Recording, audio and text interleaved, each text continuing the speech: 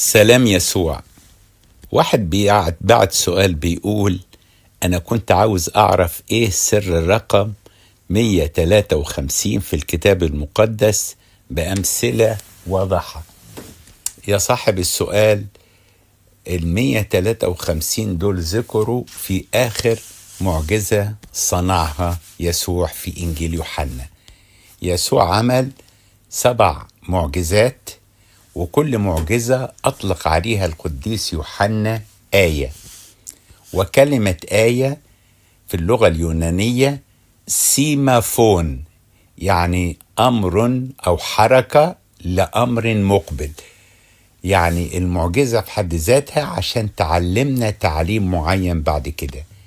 كانت المعجزة الأولى عرس قانا الجليل، الثانية شفاء ابن خادم الملك، الثالثة اللي هي المخلع اللي ليه 38 سنة، الرابعة 5 خبزات والسمكتين، الخامسة المولود أعمى، والستة إقامة لعازر، والسبعة بطرس، وستة من التلاميذ.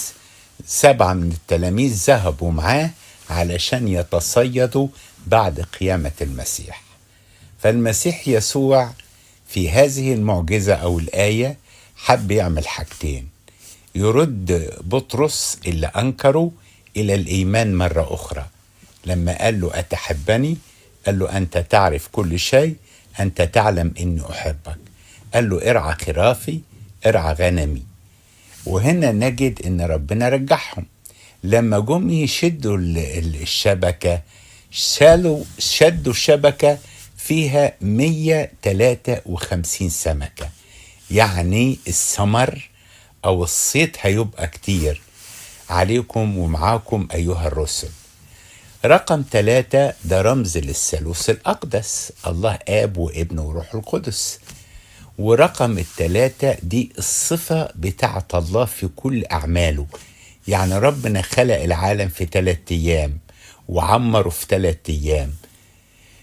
رقم 3 ده مهم جدا جدا، لأن 1 مفرد، 2 ثنائي ودي مش في ربنا، 3 جمع. بداية الجمع تبدأ من 3.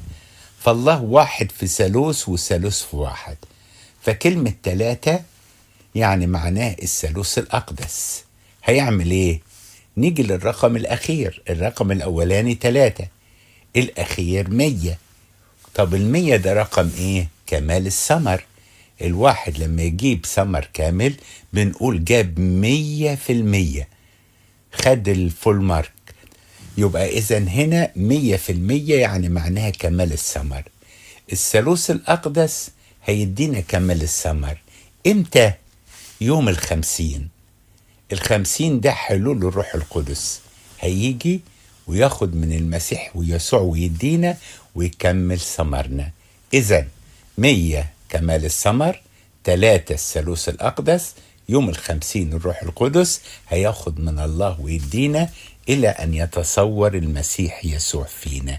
يسوع معك.